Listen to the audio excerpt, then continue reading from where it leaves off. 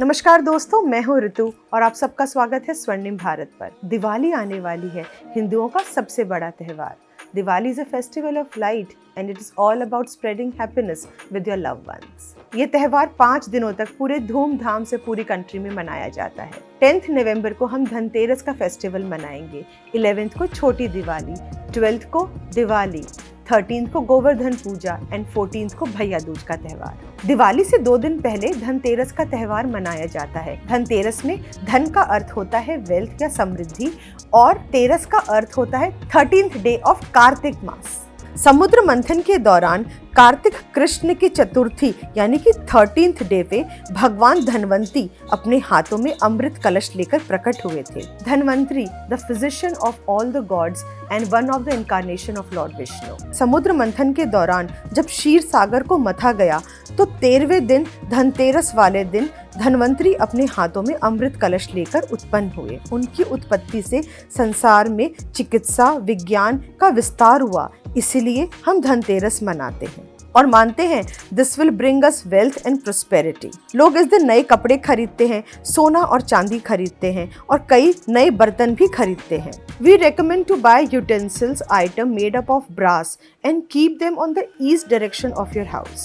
This will bring us good health and wealth. Dhanteras वाले दिन आप ध्यान रखें कि कोई भी शार्प ऑब्जेक्ट्स ना खरीदें, जैसे कि चक्कू, कांटा इत्यादि, और लोहे से बने सामान भी हमें नहीं खरीदने चाहिए। और खासकर से इस बात का ध्यान रखें कि इस दिन हमें धन का दान नहीं करना चाहिए। दिवाली या दिवाली से पहले एक दूसरे के साथ गिफ्ट एक्सचेंज करना एक नॉर्मल प्रैक्टिस है, मगर ध्यान रखें कभी भी लक्ष्मी जी के मूर्ति या लक्ष्मी जी का आइडल कभी भी गिफ्ट ना करें। धनतेरस वाले दिन लक्ष्मी का दान करने से महालक्ष्मी हम पर अप्रसन्न होती हैं, तो ऐसा प्लीज ना करें। इस दिन कई लोग अपने घर की एंट्रेंस पर यम का दीपक जलाते हैं। यम का दीपक जलाने से अकाल मृत्यु टल जाती है। इसके पीछे एक कथा है।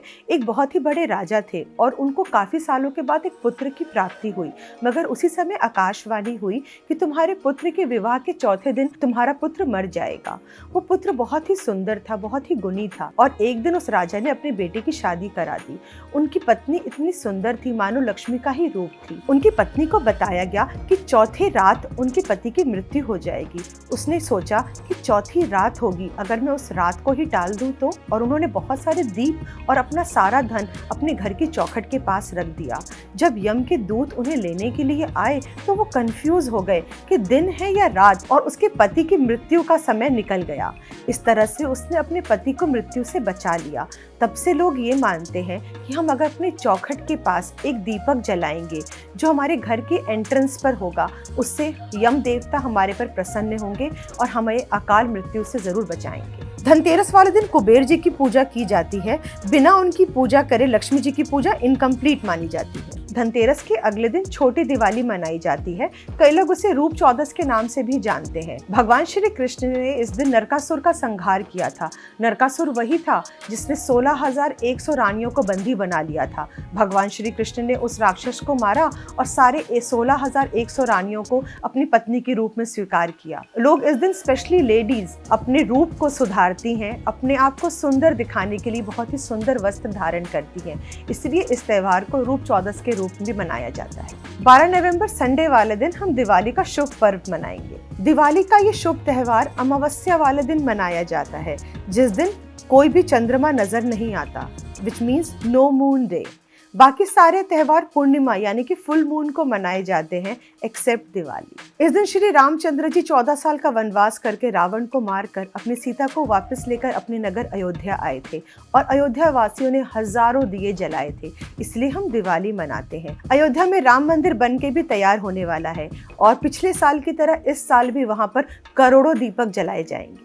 अपने भगवान के आगमन की खुशी में दीप जलाना ये प्रतीक है हमारे सनातन धर्म का, ये प्रतीक है हमारे विश्वास का कि आज के दिन हमारे भगवान रामचंद्र अपने घर वापस आए थे। दिवाली के पीछे एक और कथा भी जुड़ी है। यह त्यौहार समृद्धि की देवी लक्ष्मी और बुद्धि के देवता गणेश से भी जुड़ा है, जो हमारे बाधाओं को दूर करते हैं भगवान गणेश, और जो हमें आसीन धन प्रदान करती हैं महादेवी लक्ष्मी। इस साल अमावस्या 12 नवंबर दोपहर 2:44 से स्टार्ट होगी और 13 नवंबर 2:56 पर समाप्त होगी। लक्ष्मी पूजन का सबसे आइडियल और ऑस्पिशियस टाइम होगा 6:11 पर शाम को। माता की पूजा में केले का वृक्ष और गन्ना जरूर इस्तेमाल करें। ऐसा करने से हमारे घर में आसीन धन का आवास होता है। दिवाली के नेक्स्ट डे हम उस पर्वत की पूजा करते हैं जिसे भगवान श्री कृष्ण ने अपनी छोटी उंगली पे धारण किया था, जिसका नाम गोवर्धन है, जो ब्रज में स्थित है। केवल ब्रज में नहीं, पूरी दुनिया में गोवर्धन का नाम है। लोग इस दिन अंकुट का भोग लगाते हैं और गोवर्धन जी की परिक्रमा करते हैं। भगवान श्री कृष्ण ने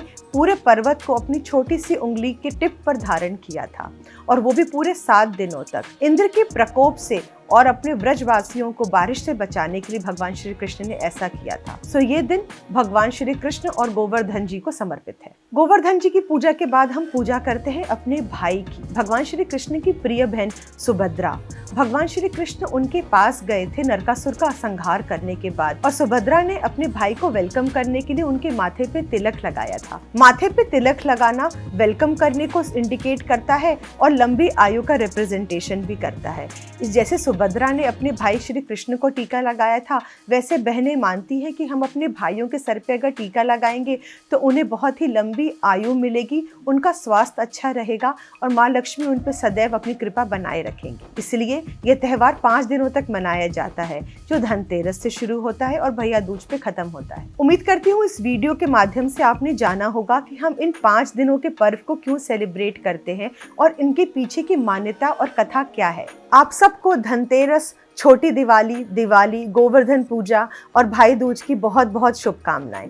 आप सबके घर में माँ देवी लक्ष्मी और गणेश जी की कृपा बरसती रहे। यही कामना से मैं इस वीडियो को अंत करती हूँ।